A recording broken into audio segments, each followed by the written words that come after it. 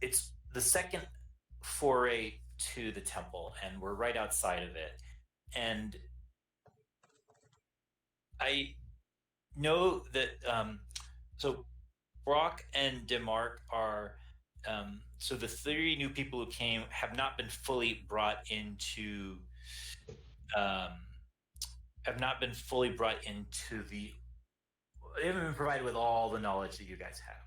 So there's there's you guys, there's Wrosk and Cyir, who obviously have the most knowledge of what's going on, and then there's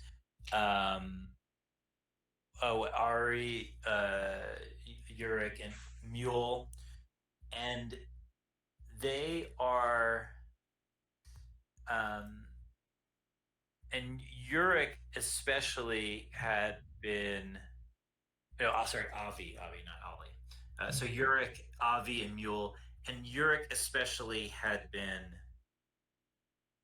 maneuvering in the day, the kind of 2 days since you guys had gotten back and we're preparing for this, maneuvering to one, support a return expedition to the temple, and making it clear to you guys that he's interested in getting some of the treasure that you guys stumbled across, and that he wasn't going to they weren't letting anyone else from the village know. So that's part of the dynamic of your current kind of overall group, which is that three of the people, Demark, Brock, and Ebel, are not in on that piece of it. And in that sense, we're given the task of being kind of the backup, or the standing guard. So Brock and Demark are situated on that kind of one of the hills right up next to the entrance of the cave, where you guys had actually set up the first time, when you guys were first scoping this place out. And Ebel on the farther away down, kind of down towards where the path from the the kind of herder's path from the village, um, breaks off and then gets into this other little valley to the entrance of the temple. So she's back there. She's she's a great hunter. She's the best shot of these three. So she has a vantage point at both the entrance of the temple, but then back the way you guys came. Whereas Demark and Brock really only have that vantage point right at the temple entrance itself, but they're also pretty close that they can be called in pretty quickly, and could even probably hear things that are happening in at least the opening first part of the temple. They're not going to have problems with that. So that's kind of the trade-off. But then they don't have as good they don't really have a look at any people coming in and from farther away. With that said, and let me pull up my last map for me to look at. Any questions about that? We let them know. We let the three of them know about the harpy that flew over. Oh yeah, yes, yeah. So and the harpy did. The harpy got a good look at you guys. I believe that's the case, right? We determined that. Yeah. So the harpy got a good look at you guys, and then of course when you guys were all, excuse me, we're all together, it didn't do much but take a look. Right. But its lair is sort of, lair's a little bit far away, so it's not. Yeah. So yeah, it's several miles away, and they're all there in that tower, correct? Yeah, they're that's what they've taken over, is the rumor, and as far as you can tell from what you've seen, that matches up with what you've seen from that one's flight pattern. Okay, so we can. I know you guys want to get into the temple. So anything else you want to do before we start into that? expertise.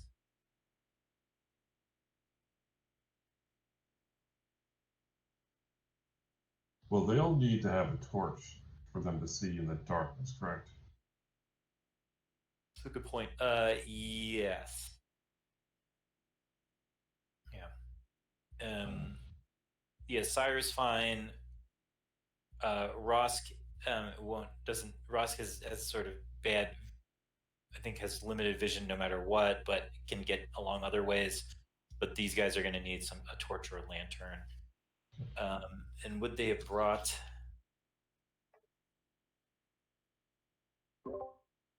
Yeah, well, I can.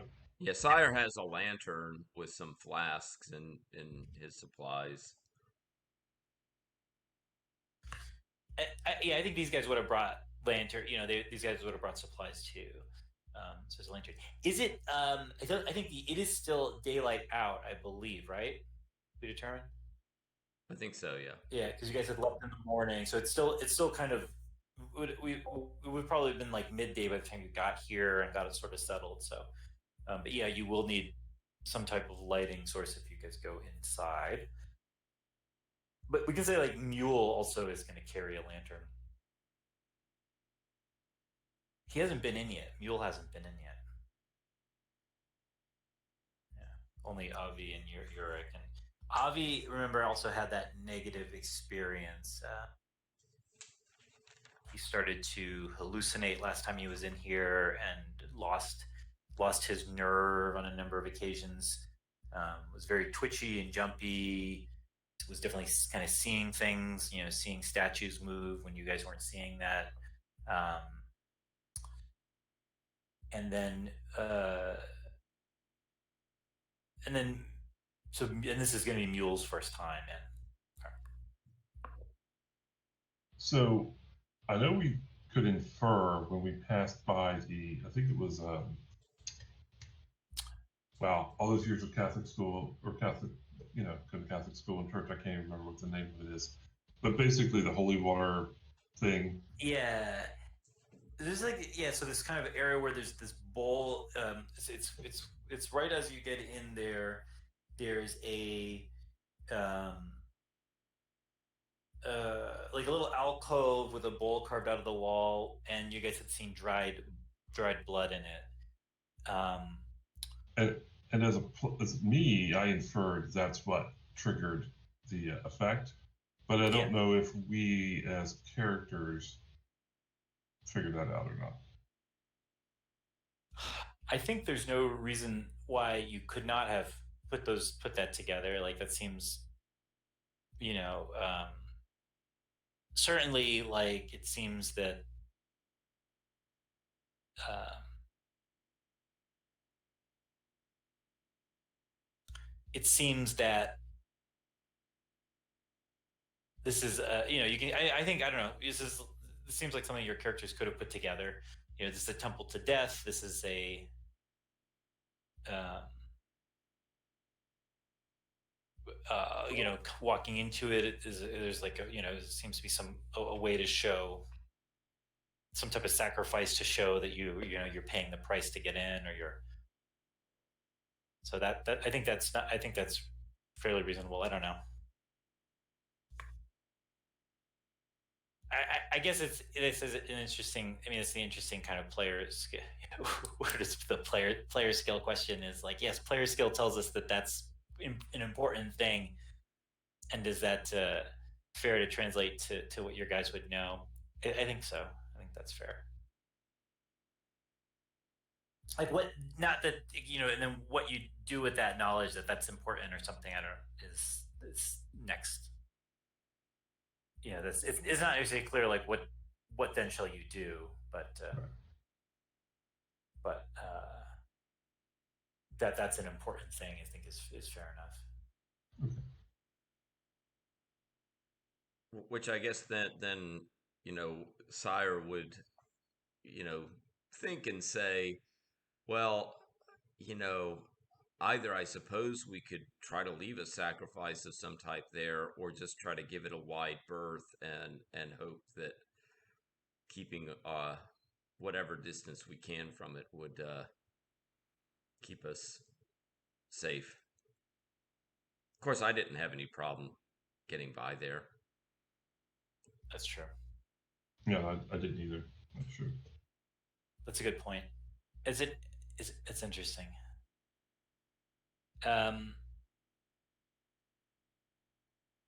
So I think, and I think, I mean, I can't. I'll the in this case the Uric and I think in this case Uric and Mule are probably gonna have no opinion, just because of his NPCs. I'm not gonna kind of give them the same opportunity to exercise player skill. That doesn't make too much sense. On the other hand, Avi had the bad experience, so I do think it's reasonable that if this kind of comes up as conversation of like, oh, maybe this was part of it, Avi is actually going to, I think, be pushing to maybe try to placate the spirits this time, or placate Necros, or the whatever is going on with this temple this time. Does Rosk remember what kind of blood he smelled in the bowl? Human blood, yes, yeah. And so, and it wasn't like it wasn't like a ton, but it was some. So it wasn't like it wasn't like like someone had like been kind of bled to death or anything like that. But we can see, we can talk more about it maybe when we get there. But yeah, that was a good thing to remember. So do you guys want to go in, or anything else? Yeah, well, and going in, I think Cyir has the best eyesight, right? Yes. Looking into the dark. So I think Cyir would certainly be willing to take the lead and take a careful look in, using his vision to see if there's anything down there that should be noted. Okay, that sounds good. So looking in, as you get down to the big door again, like this is like the we kind of talked about the door, and the door, and then the stairwell that starts to lead down is mainly kind of more than human scale, but there is that path on the left that has been sort of a human sized kind of stairwell that's been kind of chiseled in, or chiseled out of the main stairwell, with a rope guide line to help walk down. And it does seem like, as far as Cyir can see down the as far as Cyir can see down the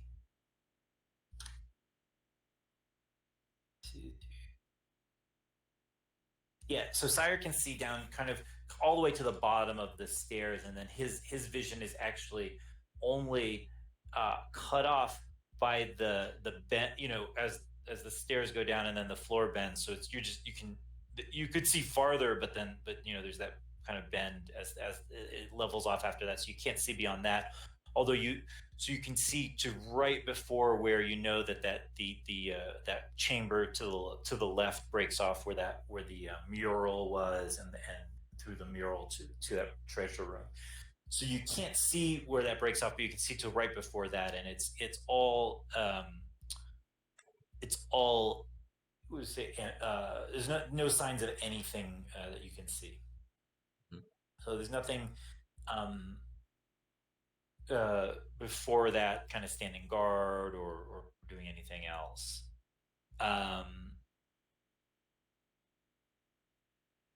And the alcove, any other... the alcove where the bowl was, that was halfway down the stairs. Is it? I mean, where was that? Yes, yeah, halfway down the stairs. So there's sort of like three sort of little kind of three little stages of the stairs, and it's in the second one down.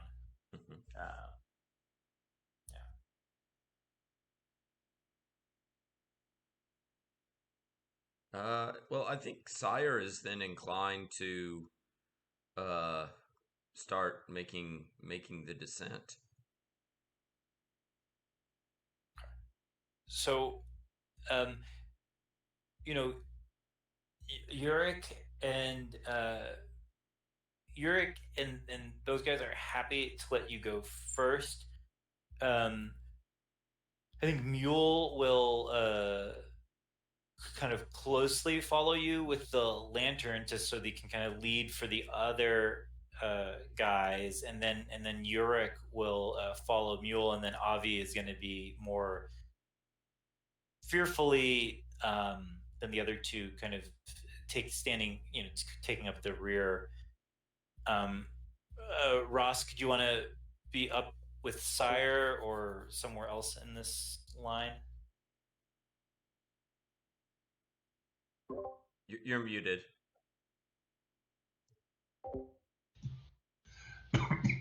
Sorry about that. Yeah, Rosk will probably be up close, definitely within 30 feet of Cyir at all times, if possible, Okay. to maintain mental communication, but also so that I can keep my nose active and for Okay. things that might be hidden. And so with your vision, and then the vision of the humans, once you get under there, it's going to be limited by the lantern, which is 30 feet. So Cyir is going to have a significant kind of sight advantage on everyone else once you guys are actually in there. But for now, you got still some of the spillover as you guys start down the stairs, some of the spillover from the light outside. So not having to rely completely on the lantern yet.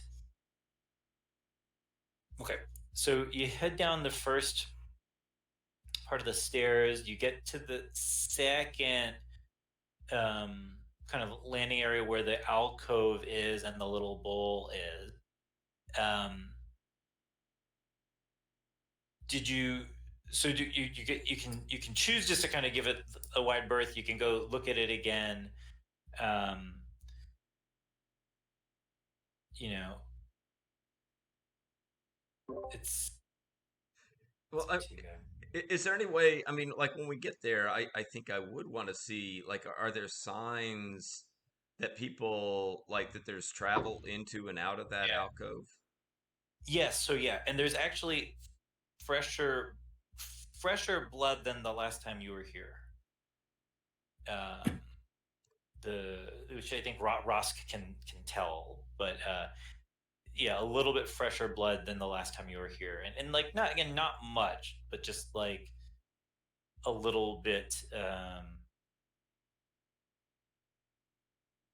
like just a little bit, not even like a pint or anything like that. Yeah. Just Well, I'm not a fan of the god, but um, I'm also not averse to spilling a few drops if it makes things safe. I think Sire is kind of just inclined.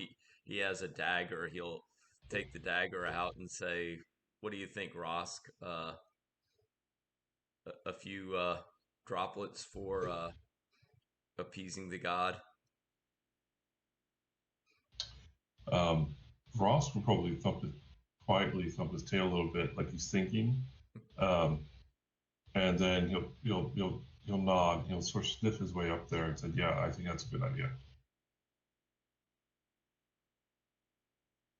So I will also, just in case, I will also pull out my dagger to stick my hand a little bit. okay. Sounds good. And Avi is like right on top of this with you guys. Like he'll take out his own dagger and follow suit. I think Mule and Yurik, once they see that everyone is doing it, will join in as well. Um, and so you can kind of cut yourselves a little, drop some of the blood in the bowl. Um, nothing seems to happen. In there's no kind of sense of anything has changed at all. Um, but I'm not going to have you make any saving throws this time.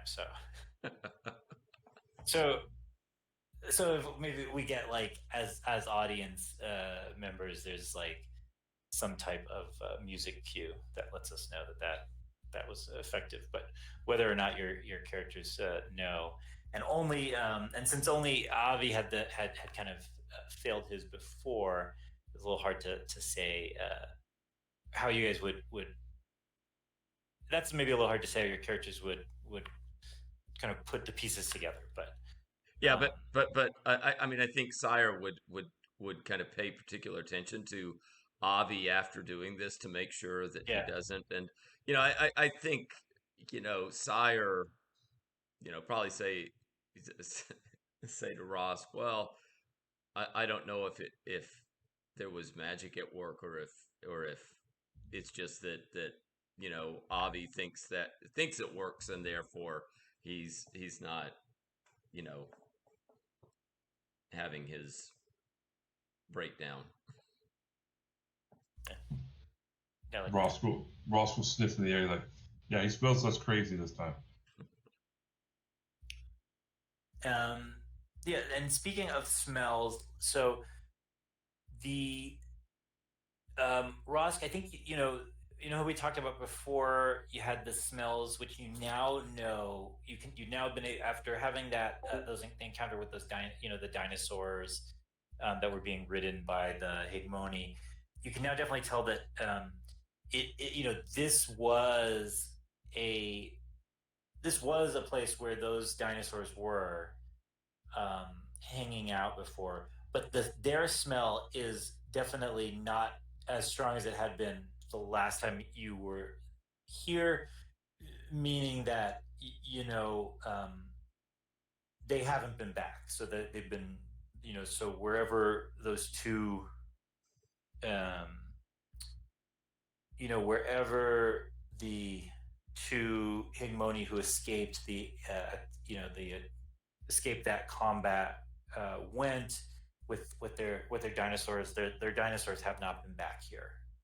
But it's you can definitely confirm that those were the dinosaurs that had been living down here prior at some point in the past. Interesting. Okay. And not too far in the past, but like maybe weeks to months, but So not maybe but not so, days. so maybe they were here prior to the return of the daughter and everyone. Okay, so you guys can get to the so you have that second level of the stairs. You can go now down to the bottom if you so wish. And when you get to the bottom, Cyir can see all the way forward another about 50 feet to the big door that having come through it from the opposite direction, that leads into the kind of was it like 1, 2, 3, the room with the stairway going around the outside that leads all the way up to a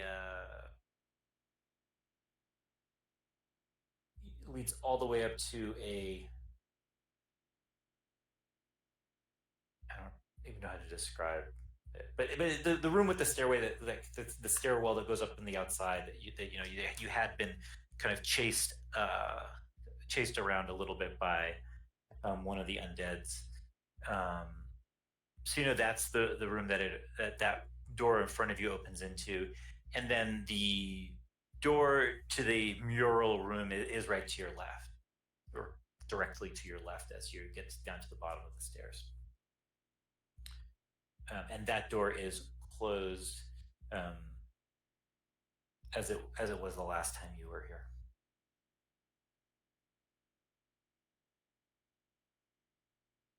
Do we go the same direction, or do we go directly to where we know they were living and just try and surprise them?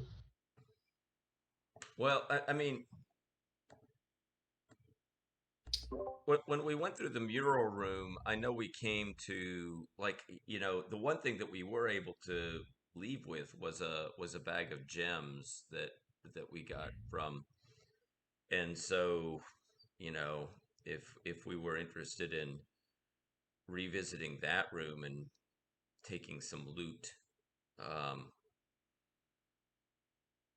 maybe the mural room is provided it's empty, but we could see, but we know that there's some loot to be had in that direction. Yeah. Yes. Yeah. Um, yeah. You had grabbed that one bag of gems, but not uh, not you hadn't really kind of gone fully ransacked the other stuff. Hmm.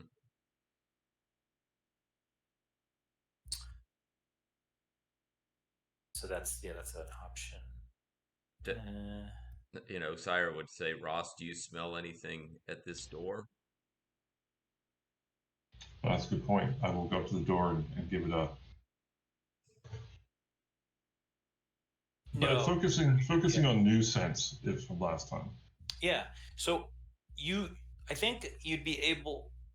I think that there's no new sense, in this passageway in general. So in the stairs, and probably I should have said this. I should have probably said this before, but I think it's fairly obvious or trivial, and not wouldn't make a difference in anything you've done so far. But you do smell the scent of the specific. Probably you smell the scent of that specific human cultist who you guys had helped out back in that battle. So that she's been by here, but not going down the passageway to the big door, not kind of going through the doorway. Doesn't seem to be going through the as you kind of pull off. Her scent trail does not go through the doorway to the mural room. And as far as Wrosk, you can tell there has been no one through here since your guys's, since you're the last people you smell having gone into that room. I will relay that to Cyir. Well, should we then try the door?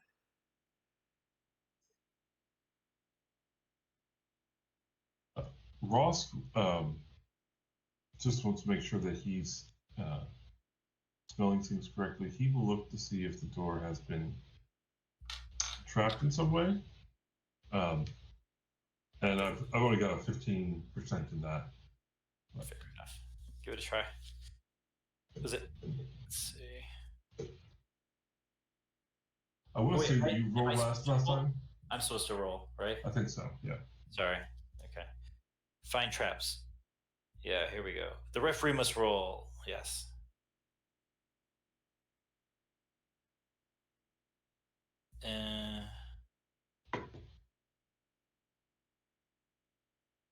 Okay.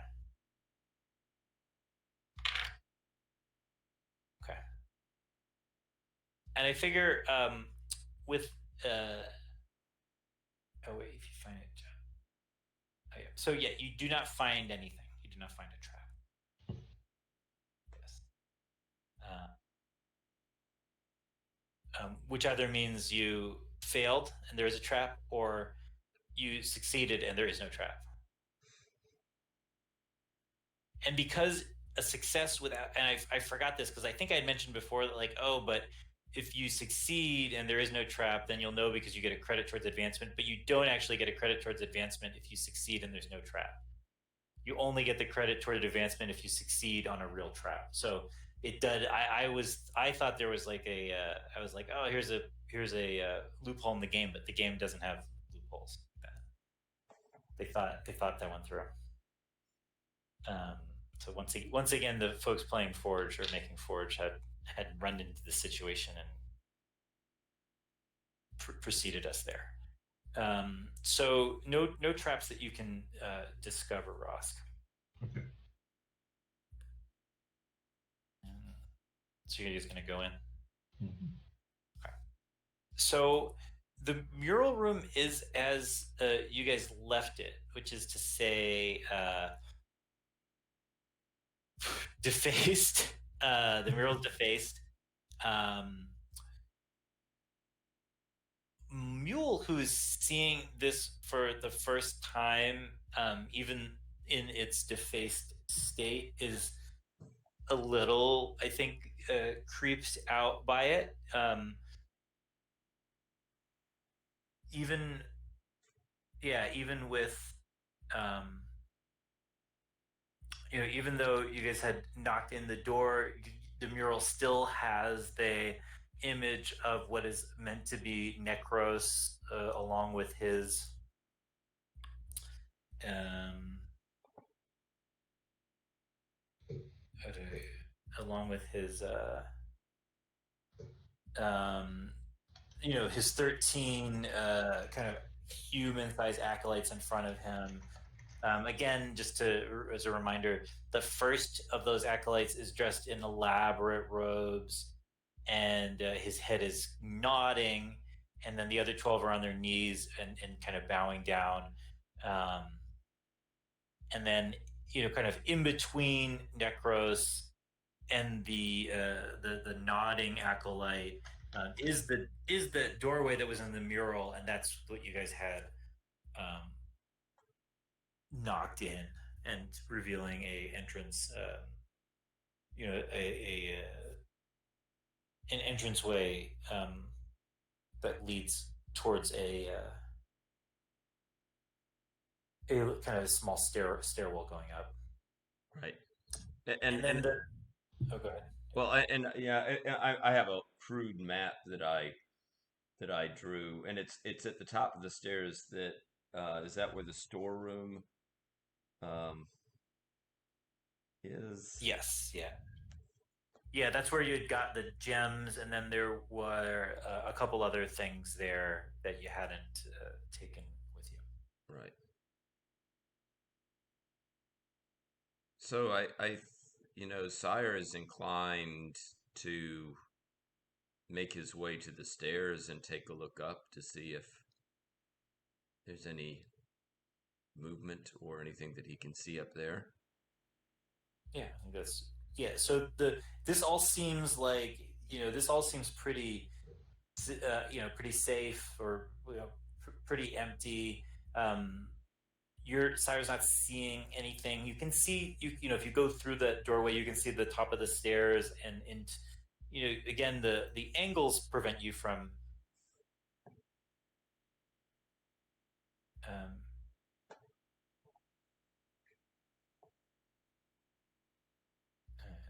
oh yeah, the angles prevent you from like kind of seeing much more into the room, but you don't see anything at the top of the stairs for sure. You don't hear anything from up there either. And I think maybe now that you guys have gotten into this room, and it does appear to be as you left it, I think at this point, Avi kind of pushes. Avi is now, no, sorry, Yurik is now. Avi's still sort of a little bit nervous. Mule had been kind of, again, taking this in and a little creeped out by it, but now Yurik will kind of prod Mule and the lantern towards the doorway as well, and Yurik is wanting to kind of get up into that storeroom where there was the loot.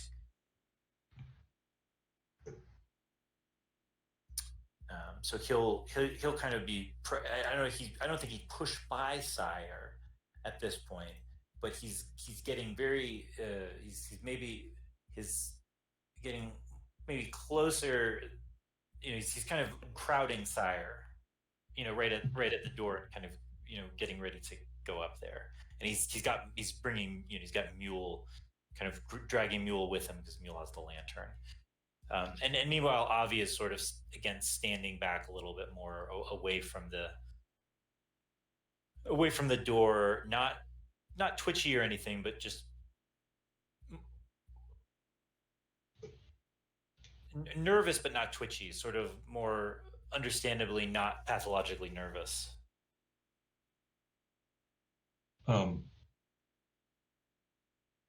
Is just out of curiosity the head priest's robes on the mural? Uh, was the old necromancer that we dug up buried with any kind of robes on at all? That's a good question. I think there was only the remain. I don't think any of the clothing remained. And he wouldn't have been in these. That guy would not have been in robes like this either. Okay. Yeah. So yeah, but it's would he have been buried in something? I don't know how long. I think if he was buried in anything, and if that guy was buried in anything, if the guy you dug up was buried in anything, it would have been the normal. It would have been the normal clothing of the people of the village. So it would have been whatever that is, and I'm not sure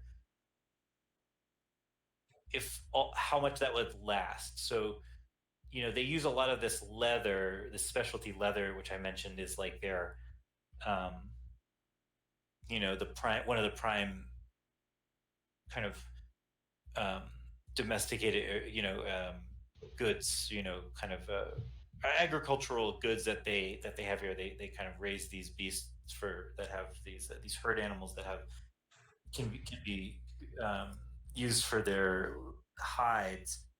So I think I don't know how long that stuff would last in a grave. So maybe some of it would.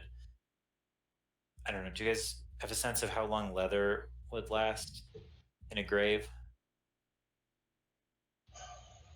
I mean, they keep finding Roman sandals at at Adrian's wall. So it could be that there'd be enough left of this, because this is like this the specialty high quality stuff, as I keep mentioning, which is from the book. So it might be that he had then what looked like the leather remains of the same type of clothing that Uric and Avi are all wearing, and probably the style would be different because it was like like 20 years ago or so, but not that different.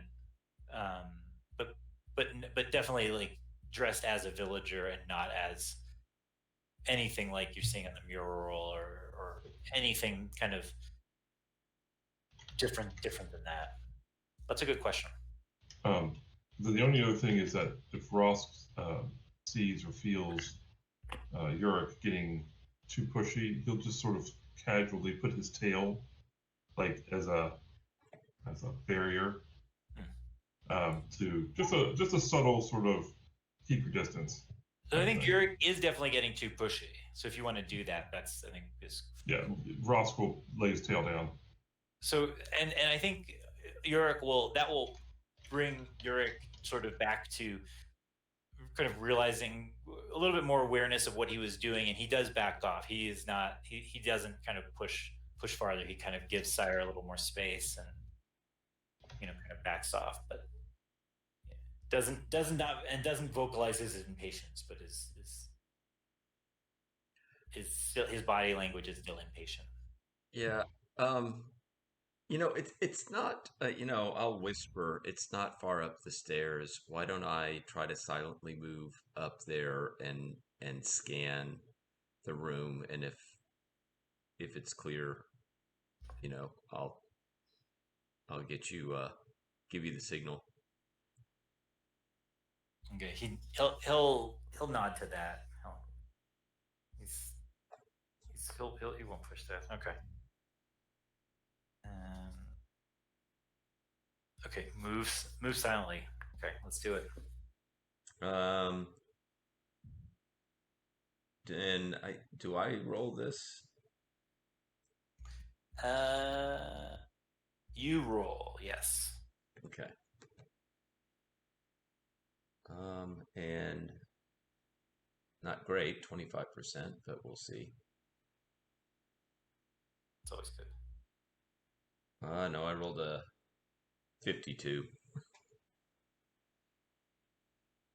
So you do not. So you do make some noise going up the stairs, You do get up the stairs though, and this room is empty of people, and it does seem exactly as you left it. Uh, yeah, it does seem exactly as you left it. And so there's the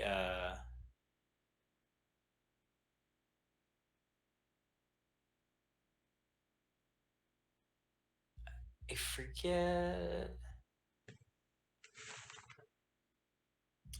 I forget what I said exactly.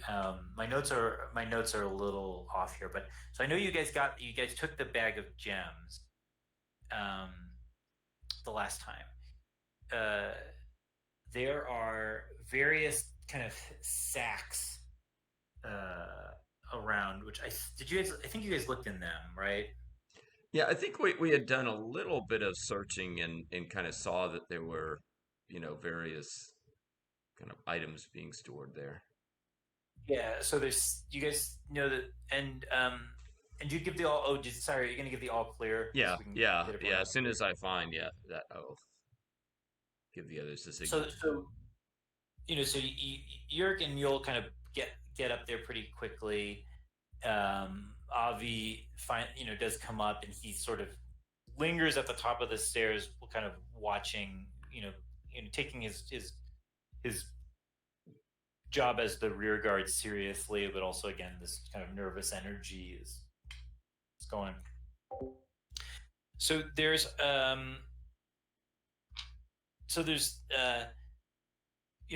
4 sacks of there's I think 4 sacks, and that you had looked and know that there had been coins in them, but hadn't kind of gone through to count the coins or anything like that.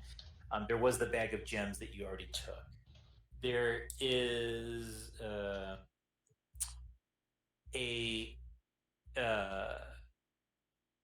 kind of crate that you found full of salted rations, and then there are 3 barrels of wine, and then you also found a suit of seemingly pretty fancy plate armor, which was more or less man sized. So And obviously made too tall by people who are too tall. yeah, not for sure, not you know not something Rosk is comfortable with.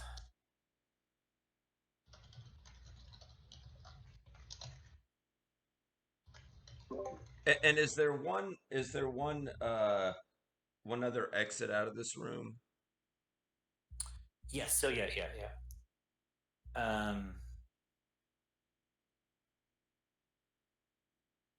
Sorry. Yeah. The other exit out of this room is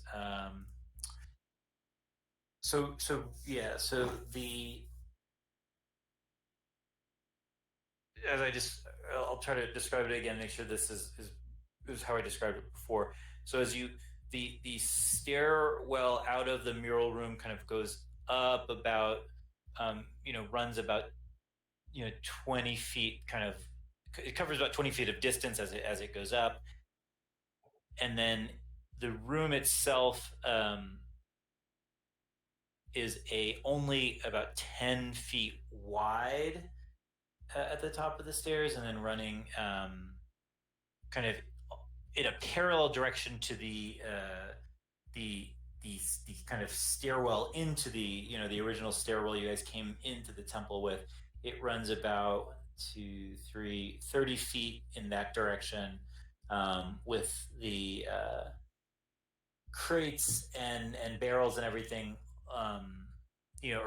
arrayed along the far wall, from as you come out of as up off the stairs, arrayed along the 30 feet of wall, and then at the um, I guess like the south end of or at the far end of the room from the stairs you came up in, is another set of stairs leading up, to that entrance that took you out, into that hallway with those some of those statues.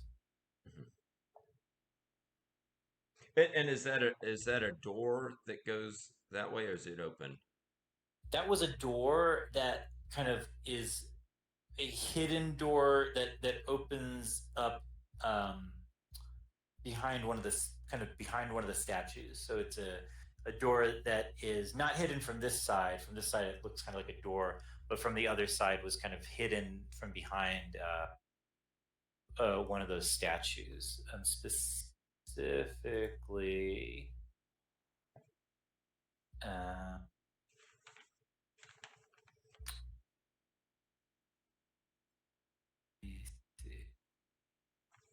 specifically, I think it was the statue with.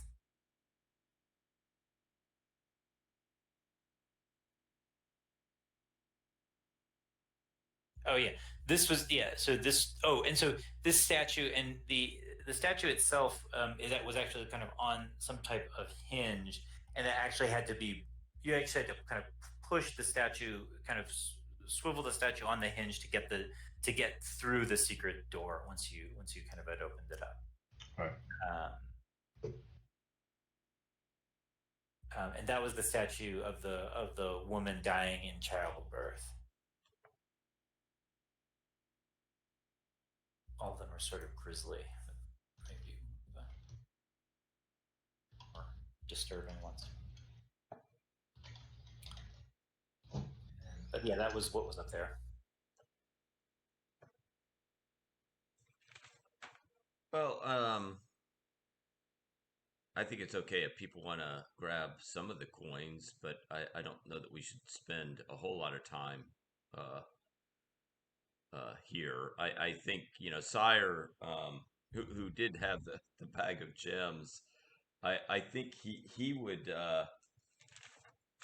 take a kind of watch position at. I'm assuming we're gonna, if all is safe, continue to go up those stairs. So take a watch position looking up there, and um, if we didn't take the plate armor. I mean, it's probably a little heavy, but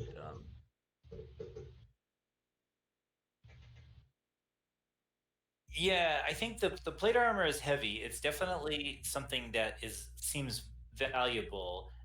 So I think Yurik is sort of looking at this stuff, and I think this time Yurik does want to. Yurik is going to sort of like start looking through some of the sacks, and is gonna I think have um, maybe Mule carry some of the he'll grab a sack and kind of make sure it's tied off and has coins in it, and kind of gives it to Mule for now. Um, and Mule will try to not make too much noise while walking with it. Um, and Yurik will say like, yeah, I mean, I agree. We should leave most of it here, but just in case we don't come back this way, I don't want to leave empty handed this time. Makes sense. Ross will grab like a handful of coins,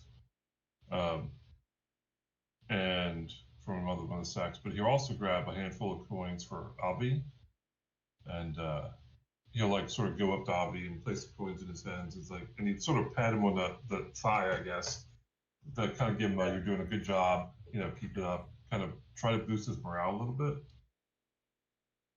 So I guess Avi will kind of take the handful and kind of looks, I don't know that he knows exactly what to make of it. Let's just do a reaction roll just to see what he makes of that. That's just a percentile roll. Do I make that roll? I make that roll, right? I think so. So, right. Or do you guys make it? I forget. I have not made one yet, so I'm not sure. It's mostly been Cyir who's we've had to do it with. Probably doesn't matter. Is it the referee guide? I think it's in the referee guide. Yeah, I roll. Yes. Okay.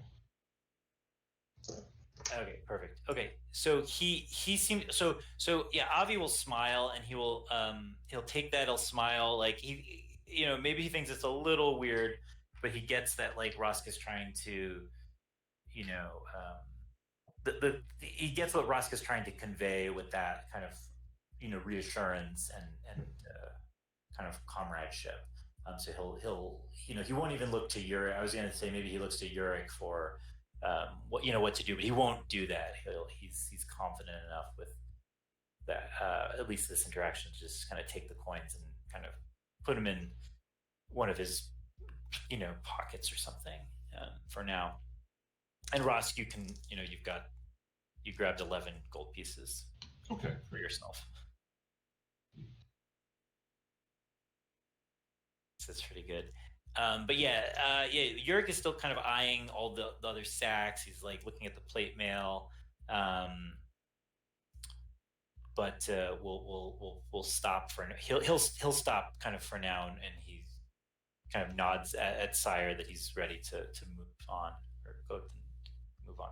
Well, and if Mule is carrying like the big sack of coins, he should probably stay back a little bit. We don't want him, you know, Yeah, jiggling that metal sound in the front of our party. No, I think, and yeah, I think he's cognizant of that, so he'll stay back, and in fact, probably Yurik will then take the lantern from him, so that he can kind of be more maneuverable with the light source up front. Okay, but yeah, I mean, I was going to say, once they have kind of the coins secured, Cyir would be interested in continuing to retrace the steps, right? Go up to the secret door. So you guys can get up to the secret door.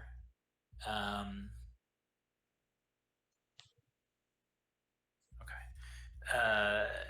And can open it up. If you can open up the door, and then you still kind of can't get out into that hallway without moving the statue. But you can, from kind of lurking at the door, opening the door. It doesn't seem like you hear. You're not hearing any movement in that hallway. Rosk, as you get up there and they open the door, you can the smells are a little different from the last time you came here, only in the sense of a different. It's like all the same scents that were here before, but probably the mixture is a little different, as if since you, as opposed to the mural room, and then the storeroom, which you had no changes since the last time you guys were here, as far as you can tell, scent wise. Once this the door to this hallway is open, there's been more traffic since you've been here of people, not you. So you guys are definitely not the last people to be active in this hallway. Having said that, the people, or the scents that have been through here belong to mostly seem to belong to the people you encountered already in the rest of the complex. So just that this, which is all to say that this hallway has been, as far as you can tell, scent wise, has been trafficked or is in use. This is not. You're moving into an area from the mural room and the storeroom were sort of comparatively safe. The cultists, whoever are using this temple now, have not been using those rooms at all. They've been staying away from those rooms, but this hallway is something they have been using.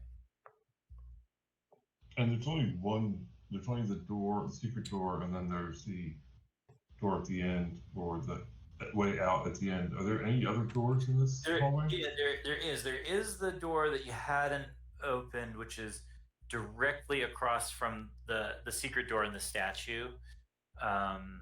So there's a doorway directly across from there that was closed, and that you did not progress beyond. And then there's and then if you go from where you guys are, like kind of at that doorway at the top of the stairs from the storeroom, the hallway goes down to the right about 30 feet, and the doorway at that end of that hall enters into that room with the stairs going up around the edges. And I did that. That room is what I ended up having to put the little picture into the chat because I was failing to describe it.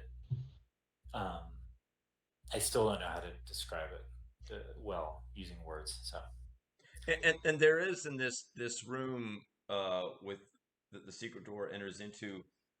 There's another statue of a hanging man. Yeah, there's three statues total in this hall. There's the statue next to there's the statue on the hinge that's kind of hiding the door. Directly to the left of that statue, at the end of the hallway in one of these alcoves, is a is the statue of a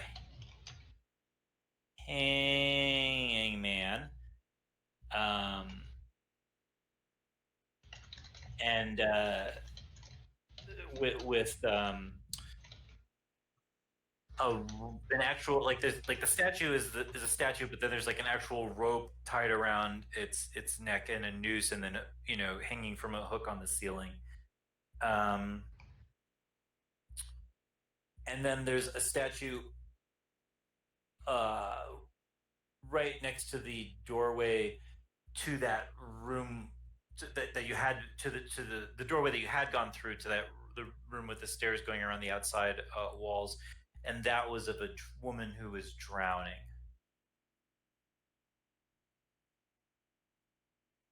Yeah. And then all of the statues, I think we talked, just to kind of I don't know how meaningful this is, but this is, since I put it in my prep, we'll talk about it. All of the statues are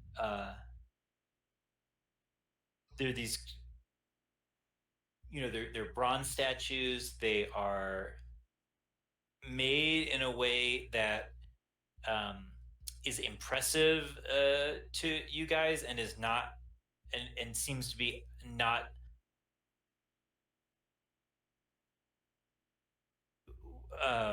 definitely kind of pre-apocalyptic style. So definitely like this, done using a technology and an artistry that predates the the apocalypse and all the gods kind of leaving or getting kicked out, or leaving the world. So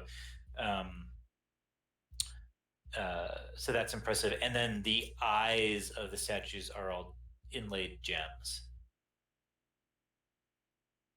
Of each of the three statues, the eyes are inlaid gems. And then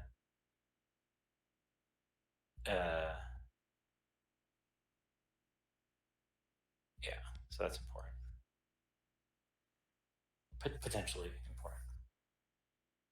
Right, because I remember we hadn't taken any gems out of those. Yeah.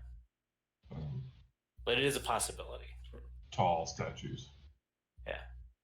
No, the statues are pretty tall, and they're sort of on a pedestal. So the actual the bodies themselves are actually probably a little smaller than human size. They're probably a little bit not quite to scale, but they are on pedestals, so they're sort of imposing, anyways. Yeah. Wrosk will go to the door that we haven't opened and just sniff around that door while the others move into the hallway. Okay. Or into the room. Okay, so that door,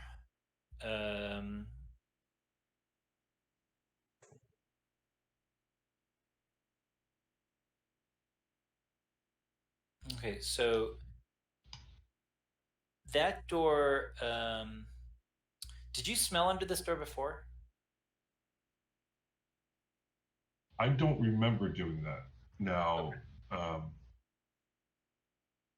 it doesn't mean I didn't. Yeah, I don't. But I don't think I did. I don't think I Okay. did. I don't remember you doing it either. So this time, I think, and you guys are gonna come out. So Rosk is obviously coming out to sniff under the door.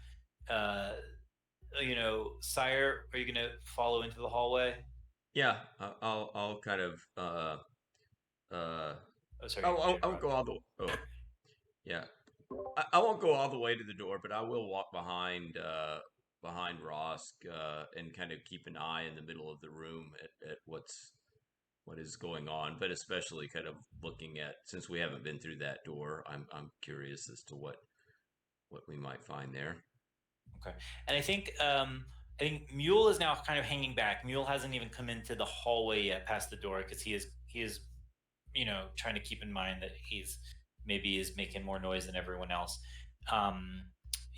Uric has moved into the hallway so that there is light.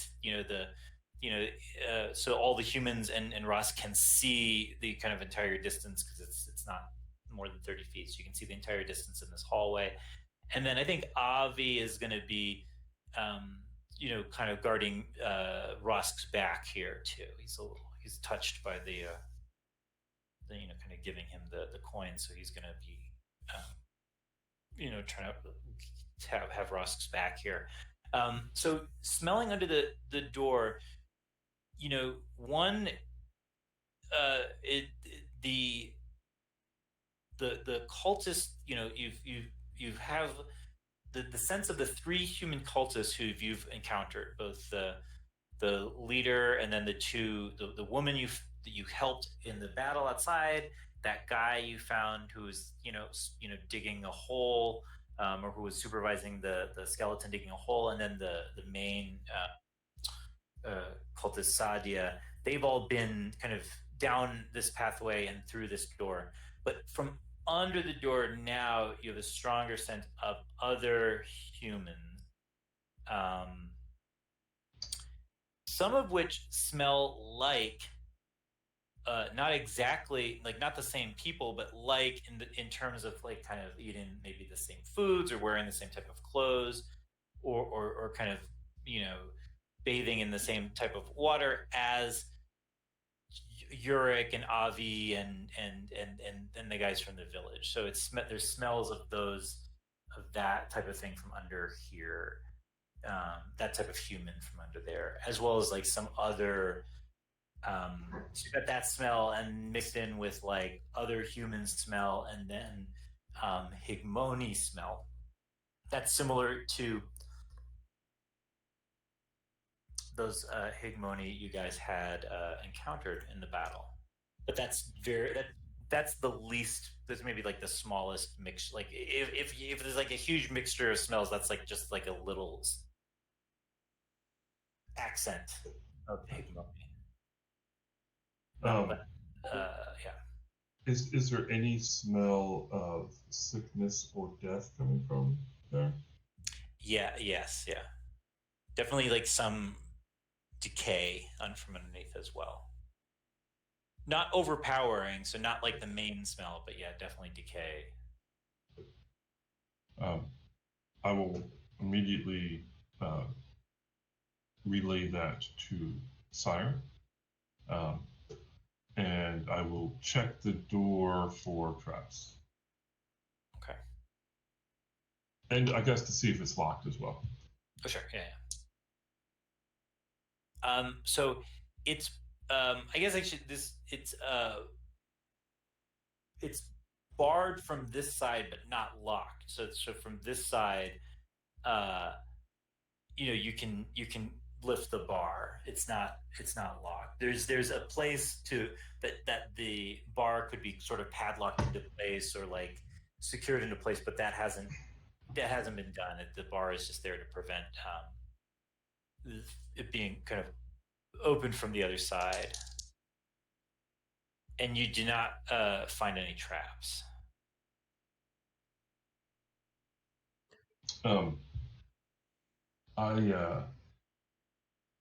Well, do we want to open this door now? Because obviously we haven't spoken out loud what's happened or what I've detected. Right. But Sir What's His Face is probably in here. Yeah. The knight. Yes, Sir Onward. Yeah. Or in theory is in here too. Yes. Yeah. I'm kind of curious. How about we very briefly cover our lanterns and see if we see any light kind of coming around the door? Cool. Yeah. So I mean, I'll That's a cool idea. tell them to kind of douse them, and we'll just take a look and see if there's any light coming from there. Yeah, I think there is, and that is a difference from the rest of this place. But there's definitely like some dim light, kind of. You get the sense of like some dim light, probably maybe some torchlight or something. Not like excuse me. Excuse me. Not like a anything major, but yeah, you can especially with the lanterns closed, you can tell. Well, they wouldn't need light if they were all dead in there. That's for sure. So maybe there is someone still alive in there. Well, should we take a peek? Yeah, I'm for taking a peek. Is the bar? Yeah, I'm pretty strong, I guess. Or strong enough, I guess. Yeah, and Avi will help you with the bar. If Wrosk starts to go for the bar, Avi will be right there helping out. Okay, we'll take the bar off. Yeah, so you can do that. So you can take the bar off, and then you can open the door. So this see, it opens into a room that goes about it's for you're opens to like the center of a wall, and it's about 30 feet by 40 feet. So there are probably like four torches on in the kind of on and they're attached to the walls, space around the room to kind of give a the torches themselves only have what do torches torch gives you a 15 feet in diameter of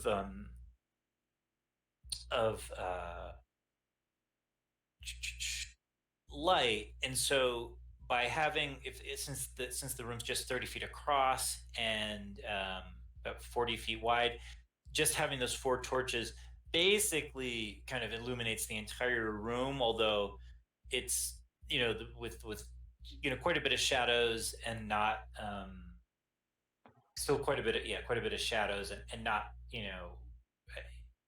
a lot of the illuminations at a pretty low level, but enough to see. And what you can see are let me see here. So you see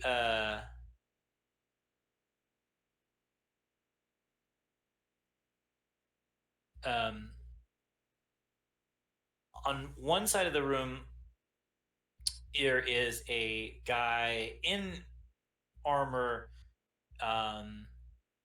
in chains, and kind of slumped on the ground. And from this distance, you can't make out too much more about it. He's slumped on the ground, so he's kind of on the right. He's on your right, kind of chained against the wall. To the left is a woman in chains, and she is dressed in the same type of garb that Ebel was, which is to say, like, hunting, um, garb of the city, or of the town people. And then there is a little bit farther along the same wall that the woman is. There is a guy who's not in chains, but who's sort of laying on a straw, some straw on the ground, and he seems to be in some type of not restful sleep. He's sort of, even from this distance, you can see him kind of like turning or twitching, but is on the ground. And then farther into the room on the right are two other people on the ground, but they do not seem to be moving. They seem to be lying very, very still. And they're a little bit too far from where you guys are to get a exact sense of like what they are, besides just kind of two, humanish sized shapes lying on the ground. And as you open the door, I think at first, the woman doesn't. The woman who is chained up, she doesn't she doesn't kind of register at first that there's anything out of the ordinary about the door being opened. But she will pretty quickly realize that I guess the first thing she'll see would, if kind of it's Wrosk and Avi there, the first thing she'll see is like Wrosk, which she sort of is a little startled by, because so that's a little different than she normally sees. And then she sees Avi, and she'll greet him by name. She'll say, Avi, finally. We were, we despaired that anyone would find us. And Avi will go over to her, and I think Yurik will come in. Yurik, do you guys want to do anything? I don't want to like start playing a bunch of NPCs and not give you guys a chance to do something. But Rosk will probably head towards the two very still people in the back to kind of get a better sense of smell about them. Yeah, so that's where the decay is coming from. The smell of decay. As you approach them, you can see closer that one is a Higmoni who's dressed very similarly to the ones you guys had attacked, and I think it's. I think we've determined that Russ probably would be able to figure some of this type of thing out. That this one has been. This body has been dead for a little bit of time now. So we're talking a couple days, more than a couple days at this point. So not a great smell. And then the other is a human dressed in the same type of clothing that the cultists were wearing. So,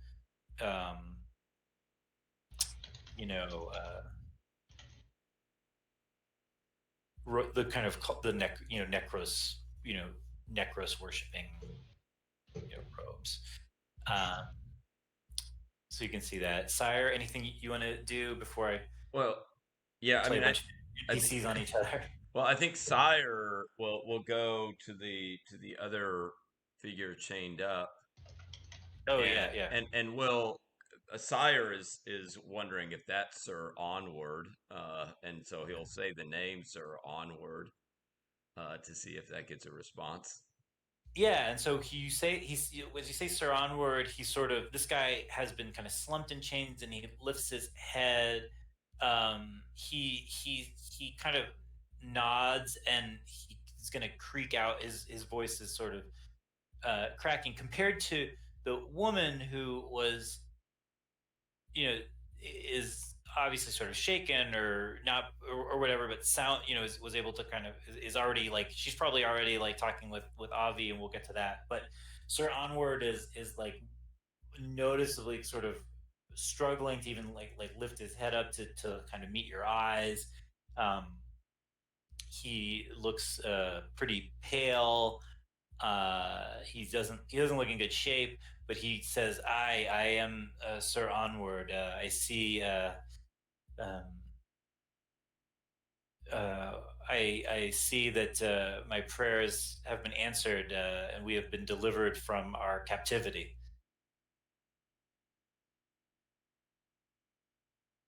Yeah, He and kind and of slumps back. and I think I will point also to the figure on the straw, Yeah, and yeah. asks her who is that. I mean, will Sir Onward tell me who that Oh, is? sure. Yeah. So he'll say, "These are my companions from the town. They gallantly you know agreed to join me in this quest to rescue the boy from the Necromancer. But um, we were ambushed um, by their undead minions, and he was gravely wounded. Has been he is not he was gravely wounded, and though uh, you know tried to I could use my gifts to bring him back from the brink, but he is struggling there at the brink of death. um, and I think and as Sir Onward is saying this to you, Urek has gone over to the guy on the straw and is kind of um, trying to, is taking a very close interest in the guy on the straw, and is pretty upset. Avi and the woman are kind of talking through this, um, and I'll Rosk is probably there picking up some of the conversation, but I'll I don't want to play it all out, or we'll kind of I'm trying to figure out the best way to kind of present, kind of do this as an info dump, but not lose the immediacy of what's happening. So what do you guys want to? So before we get to kind of talking about what these guys can tell you about their story, what else do you guys want to do? Because right now the issue is that you're here in this room, you've met up with these guys. um, Rosk knows especially, and has conveyed this to Cyir telepathically, that the cultists and undead have been kind of coming down, through the hallway and checking in on this room. They, food and water have been delivered in here. They are keeping these people alive. You know, they have been keeping them alive. Um, they're probably not the too much information piece. They're probably also, there's like a latrine in the corner or whatever that they've been letting them use. But so is there any kind of things you want to do before you you know you get kind of the story, or at least a quick story from what of what's happened to these folks? Um, Rosk will suggest that he and Yule, um, uh, unless you want me, Rosk, to try to find the guy's wounds, he and Yule maybe step out of the room, close the door, put the bar back, and then hide in the hallway, keeping watch in case somebody comes down the hallway. Yeah, and you can the if you go back behind the statue that kind of is on a hinge to the secret door, it's pretty easy to kind of put the statue back in place, but keep kind of the door ajar so that you have a little bit of a vantage point to see, and definitely a good place to hear or telepathically sense or smell anyone oncoming. So that is that is a possibility. I've just got to run quickly and get a drink of water. Just 1 second. Sorry. So you guys can plan. You guys can feel free to plan, or feel free to not plan. But I'll be right back. Well, and one of the dead figures has cultist robes. Is that right?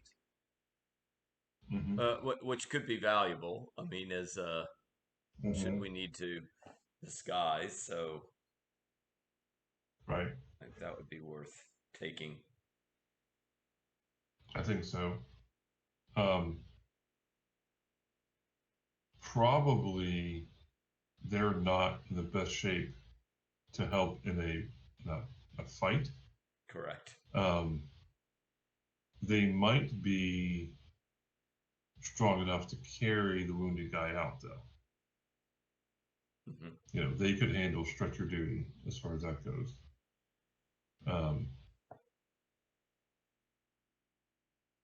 Although I guess there's a certain degree of being pragmatic. You know, if they're found to be loose, they might kill them. You know, maybe leaving them in the, but I don't necessarily want to leave them in the room either. That seems a little bit unfair. So like the pragmatic thing, I think, would be to let's just leave them in the room, not necessarily chained up, but able to defend themselves, and then, you know, then come back for them, or I guess we could even walk them down the back stairs, and if they go out that way, then they wouldn't be our problem anymore. Would be an idea. I mean, I think perhaps the cheap way out is we could just, you know, free them and head out with them and take whatever coins we can from that room. But I think there's more that we can do in this place. Agreed. Yeah. And I think we also have a setup where, you know, we could lay an ambush that could be pretty effective. And if the robe was still, you know, such that it would offer some disguise in the dim lighting of this place, that could be you know, valuable as well in some way. Yeah, I agree. Okay. I'm pretty sure Rosk would also ask, because he imagines that Cyir is this really powerful magician who knows all this stuff. If Cyir thinks that the bodies are going to be prepared for become, you know, zombies or something like that. Yeah, I mean, Cyir. Because Rosk has no idea. Yeah, Cyir will not you know, reveal that he knows nothing about necromancy. But I think you know, one thing that we did talk about is Cyir is interested in looking at the robes of the cultist, and if the robe is still wearable, I think he would take that robe. Okay, cool. Yeah. The robe is definitely still wearable. There's, I think, probably one. It's probably had been somewhat damaged. This guy, I think, probably died of a short sword stab. Probably in his abdomen area. So there's like a kind of a slit or a hole in the robe, and it kind of had and blood there, but the blood is kind of dried, and the robes are dark, so that kind of doesn't stand out too much. So certainly the robe is still usable and not wouldn't be kind of like especially in like especially in the context of like low light situation is Right. no one's gonna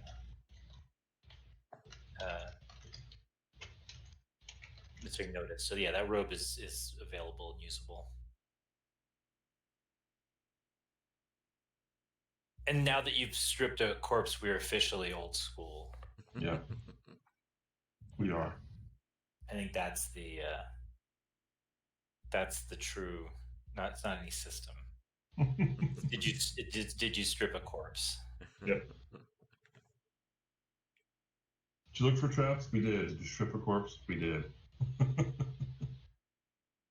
So yeah, so that's fine. And was Rusk? And so sorry. And you guys are, and you guys are still in that same room though. Rusk and Mule hadn't kind of done that thing yet, where they were gonna maybe look on from the other room. Right, we were just about to do that, I think. Just kind of planning. Okay. Yep. Okay, sounds good. So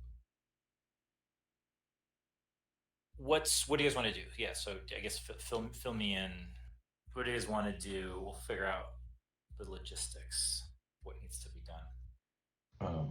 As long as Cyir is okay with it, Ross will take Mule and we'll close the door, put the bar on.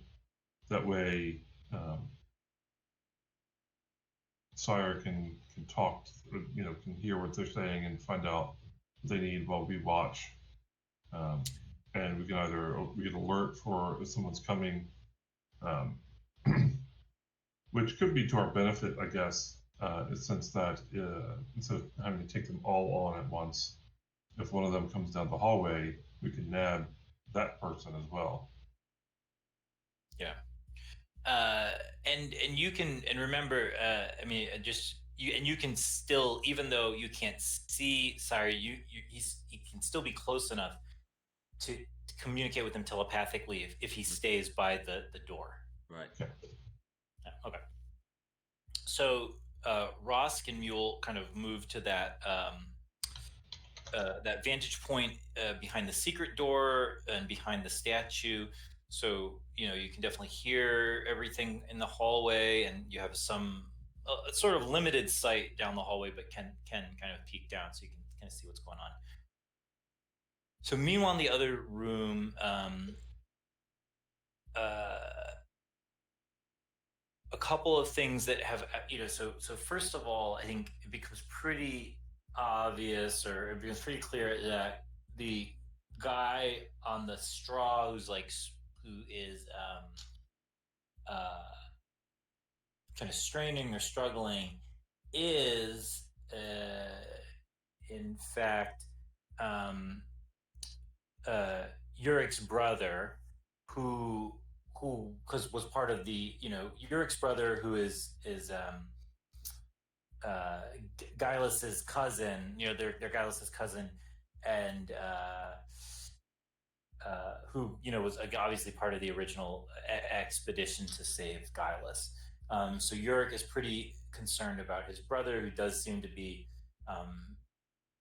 not doing well, and Urik's attention is on him. The chains on both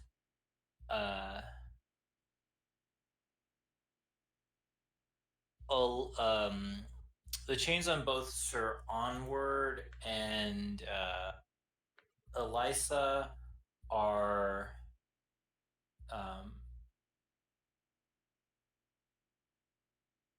have been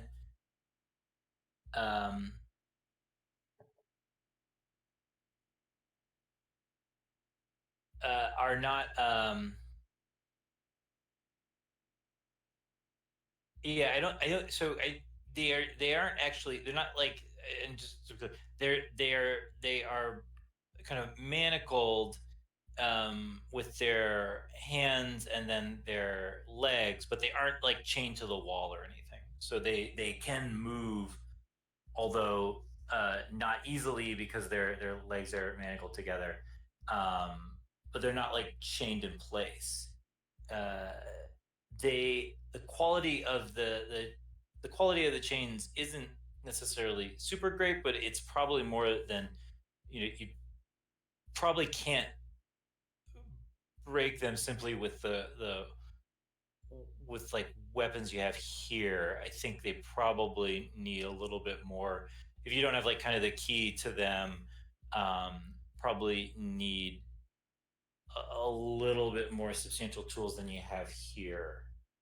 Because I don't think just kind of weapon, kind of going at them with weapons is gonna do it. Does that make sense? Well, Rosk actually can pick locks. I forgot that. He Oh has yeah, that so that's ability. a possibility. Yeah, so that's a possibility for sure. Okay.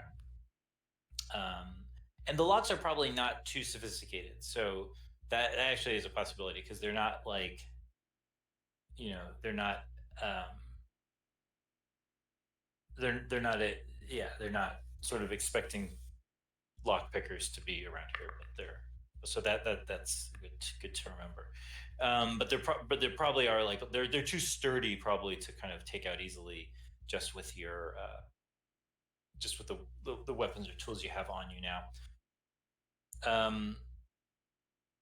But then the story, and Sir Onward has definitely been also wounded, but is sort of keeping it together. Eliza, kind of, mostly is talking to Avi, but you guys can hear this, like it's directed at Avi, but you know, you know, obviously Cyir is there, so he hears this, and she says that they came here looking for Guileless. Um, they were, before they saw Sadia and Guileless, they had been ambushed by some of the undeads. But then once the fighting had already started, and Sir Onward had been stabbed, and Rymac had been clawed at or gnawed at by one of the undeads. And finally, Sadia and Guileless appeared and kind of called a stop to the fight. Once Guileless saw that it was us, once Guileless realized it was us, he called it off, and we were shocked to see that he was with her, and that we it was clear that he had not been, that it was clear that he was here on his own free will, and though he asked her to let us leave, to let us go, that witch demanded, demanded that we be kept, and she told him it would provide them more power, if his mother was not convinced by.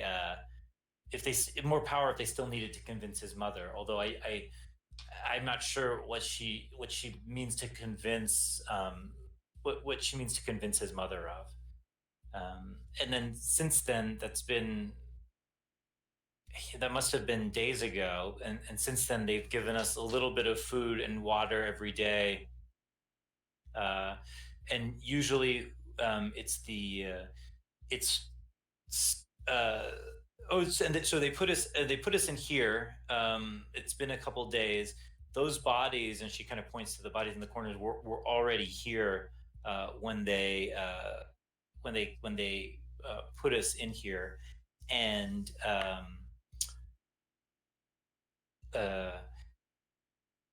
what's the last thing she says? Oh yeah, they give us food and water every day, and each time it's either that witch has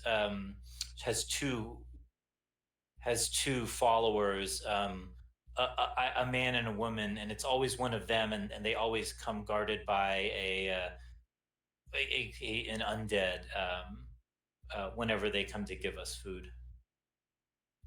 Even though we've been unable to do anything, Sir Onward,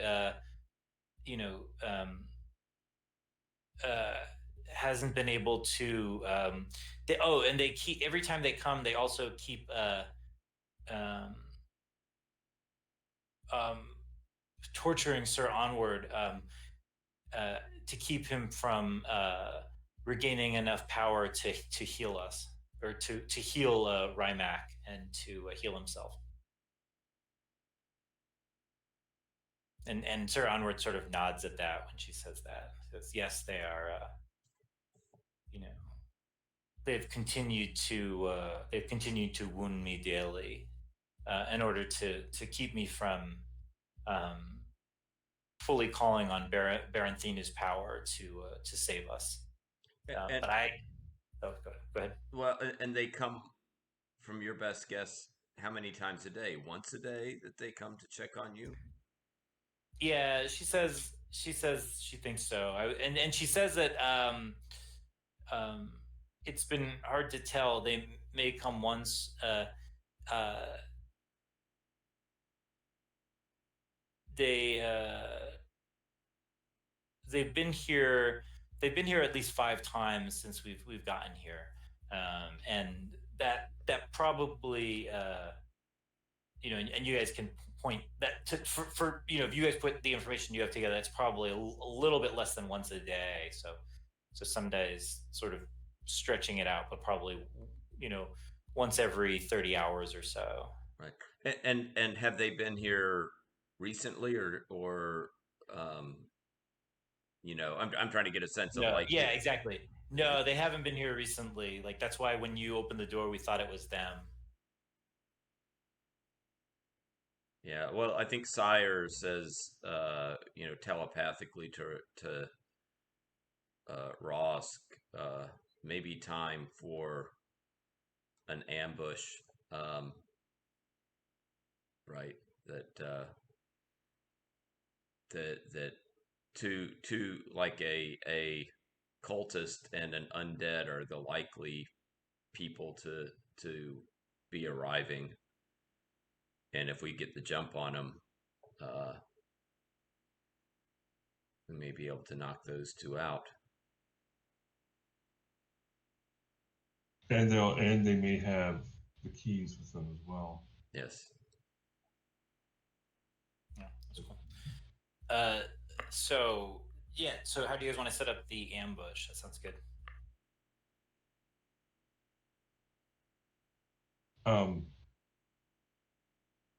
Probably Wrosk and Mule can go after the undead, because it'll be busy lifting the thing off, I assume, and then that kind of thing. And then Cyir, Uric, and Abi can handle the cultist when the cultist goes into the room. Okay, cool. So yeah, that sounds good.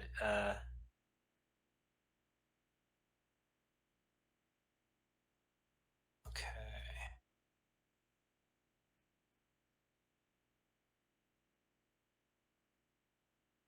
Okay. Yeah, I like that. So, anything else you want to ask about these? Talk about them now. Questions you have for Onward or Elisa? Uric kind of is all on board with any ambush, and he's pretty upset about the state his brother's in. He kind of is expected. He was maybe expecting the worst, that his brother had died, but now that he's kind of seeing that he's alive but in this kind of pretty bad state, he's getting pretty angry about it again.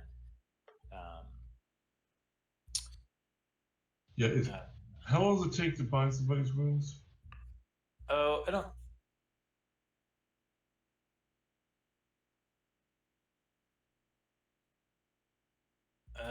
Let's see.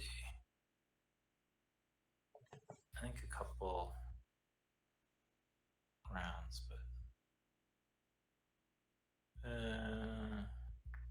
just 1 minute. So just like one combat round, 1 minute. Pretty.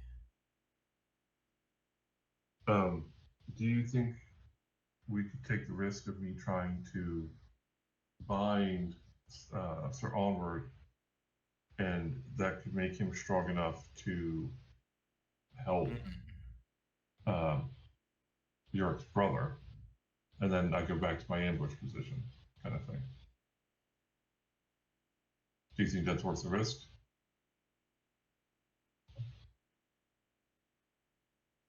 Yeah, I think. Now, Sir Onward, yeah, no, I think it might be worth the risk of getting him more put together. Okay. I have 2 skill slots in binding. Okay. So like that.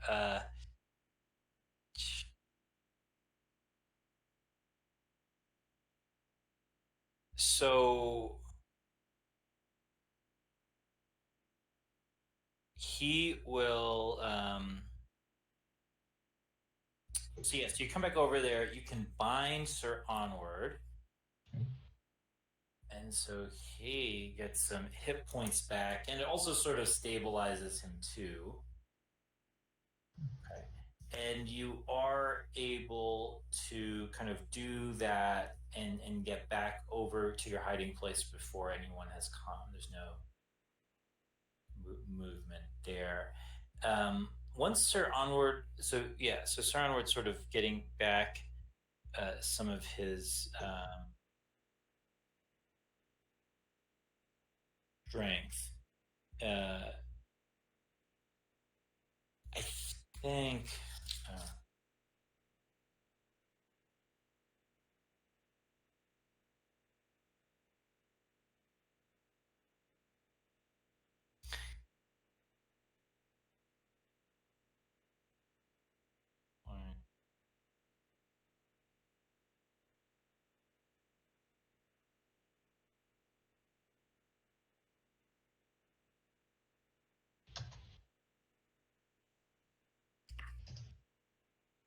Sorry, I'm just quickly checking the spell point.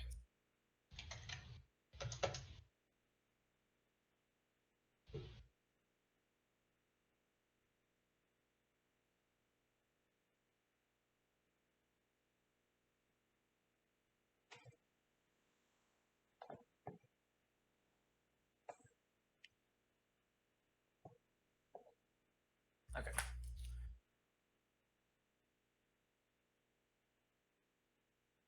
Okay, so so Sir Onward's in better shape. He then is able to kind of make his way over and help Rymac out with. That's what you guys would wanted him to do, right? Help save this guy. So he's able to help Rymac out and able to use the lesser cure spell to bring Rymac's hit points back up and sort of again stabilize him. And Rymac is going to start to kind of regain some consciousness and awaken. Okay.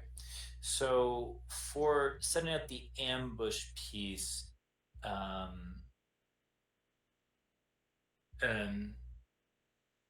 because I think we can we can jump ahead to, so it is going to happen that not too much longer. You don't have to wait too much longer from this point. That Wrosk and Mule hear the doorway at the end of that hall open, and hearing kind of two kind of different sets of steps, and Wrosk is smelling, kind of getting the scent of two different scents. One is, and both of them are scents you're familiar with, you've had before.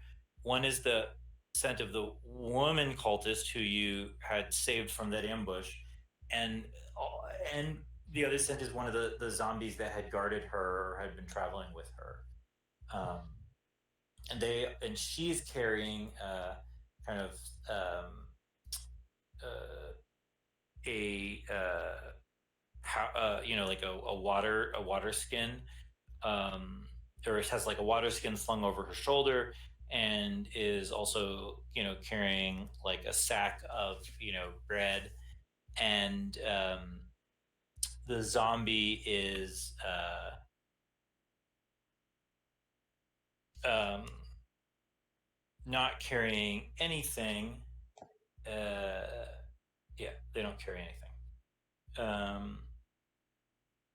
And as and so it's going to happen that the zombie is going to go over to the door and start to lift the bar, and they're going to start to go in. And so what you guys can like tell me what you do or how this was set up, because as soon as they started their way down the hallway, Ross could have let Cyir know telepathically. Yep. So you guys have a makes complete sense that you'd be able to sort of plan out exactly where you want everyone to be and how you want it to be for this situation here. Well, Ross, what does Mule have as a weapon? Mule has a short sword.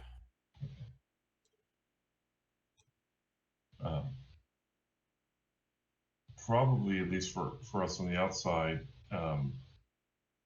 once the woman goes into the room, we'll attack the zombie. I'll use my bow, and I guess Mule can go in and stabinate the zombie. But Ross will leave it up to Cyir if he wants to, threaten the woman or say, "Hey, you owe us," or use saving her as some kind of leverage, or just kill her outright. Either way is fine with Ross.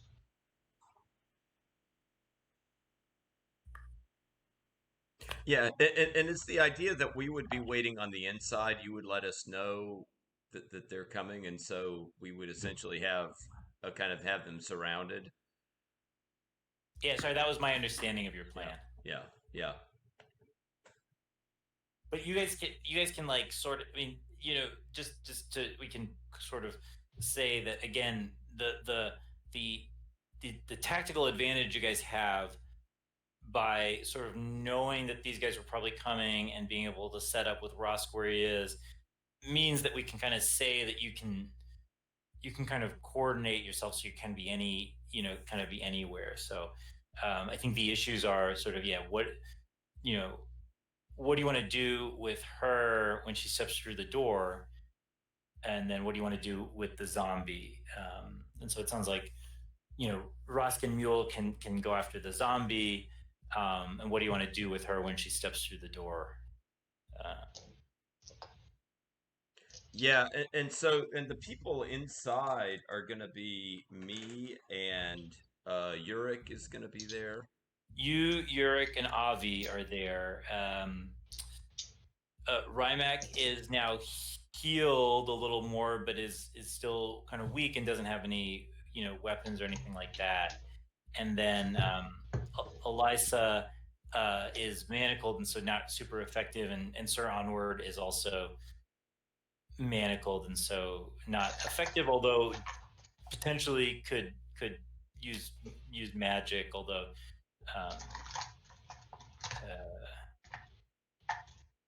then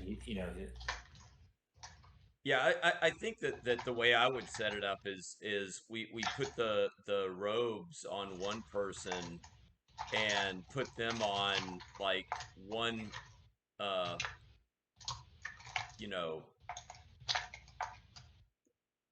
on one side, and when she walks in, have that person make a noise, and she's gonna see somebody wearing a cultist robe, and then we'll have the other two people on the opposite side, and so she would be I think, completely surrounded. I think we potentially would.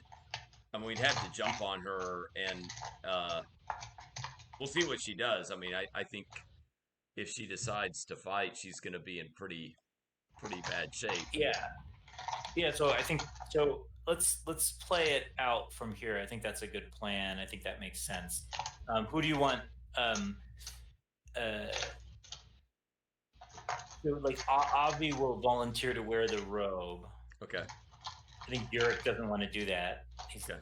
not feeling it, but he's happy to surround her and help get the jump on her. Right. And we'll definitely have I'll have 2 scimitars ready to go, and so she will see plenty of or whichever cultist it is will see plenty of metal facing them. Yeah, no, that makes sense. Let's then. So it's just a question of then the zombie. You guys still want to try to take out the zombie. Wrosk and so the zombie lifts the bar. The door opens and she steps in. She sees Avi makes a noise and her attention is turned to him, and you guys just kind of get the jump on her. I don't think there is any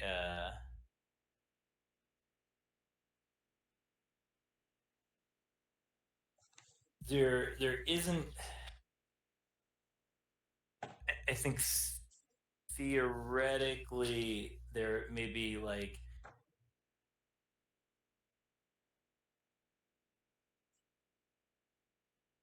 if she was like a player character or something, there might be skills that could come into play to give her some type of opportunity to like see her way out of this, but she's not.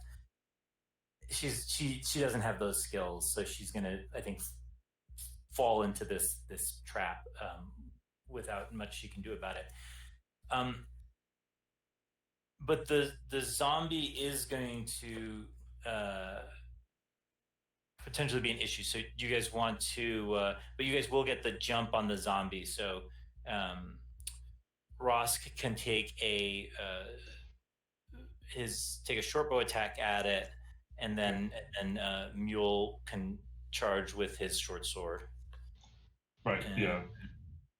That way, there's no chance I'll hit Mule as he goes in. Yeah. And so, what's your attack value with the short bow? Okay. The short bow is a 0. Okay. So you need a 13 or up to hit on the. I got an 18. Oh, perfect. Okay. Nice. And so short bow is and you get 2 attacks.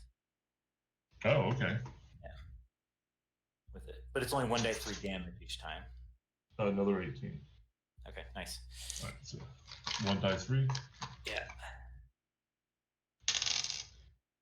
A total of 6, 3 and 3. Okay, nice. So you actually take this. So 2 arrows, hit into this zombie in the back, and it falls. So maybe the first arrow. Let's say I think the first arrow kind of gets it in the back of its shoulder, and it sort of turns around just in time for the second arrow to like go right through its head. We'll say, and it falls over. So that happens really quickly, and then that's probably happened even before. She realizes the cultist realizes exactly what's going on, and when she then sort of hears the zombie slump to the ground and kind of comes to her senses and kind of turns, looks over her shoulder and sees Cyir and Yurik and kind of recognizes you, she drops the sack she was carrying and says, let's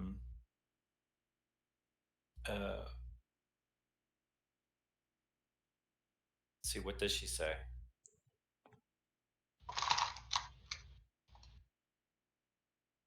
I'm gonna do a reaction roll to see what she says. Sorry. She says, please, she says,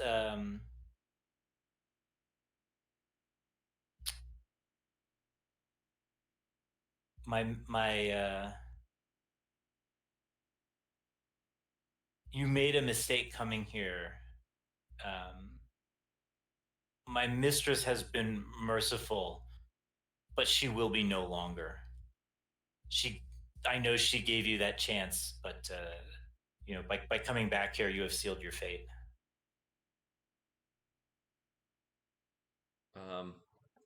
I think Cyir holds up his hand to say, "Am I quivering? Am I shaking?" I don't think so. Um, uh, one thing Cyir is interested in. Does she have keys with her? I mean, is she, pat her down and see if she's carrying the keys? Yeah, I think I don't know if it. Yeah, I think she would. I think that she would. That makes sense. So I think you're able to kind of get the keys. It's probably like it's just kind of one key, and it fits all of them. So you're able to get that from her. You guys can get Sir Onward and Elisa out of those manacles.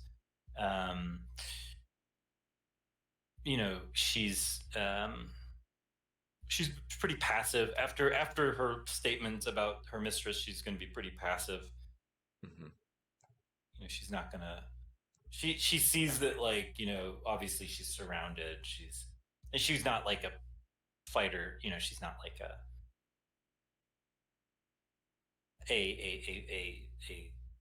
fighting type to begin with. So, but you have her. So it is past my bedtime. So can we, if we can, I think this is not a bad place to stop, though. You guys have definitely made some major progress. You have freed these guys and kind of gotten Rymac back on track to not being not dying of his wounds. Sir Onward has some magical spell points left to kind of provide assistance for the next phase. You have her as a potential source of information / hostage / whatever, and you have a bit of time before they realize she's not coming back to kind of set up your next phase of what you guys want to do. Does that sound okay? Yeah.